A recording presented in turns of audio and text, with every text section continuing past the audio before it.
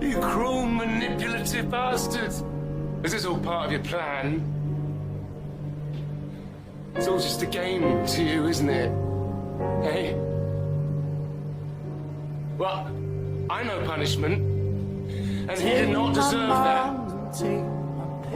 He followed your stupid rules, and it still wasn't good enough. So what does it take to please you? Break your rules and you fall, follow them and you still lose?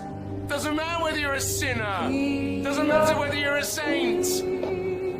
Nobody can win, so what's the point?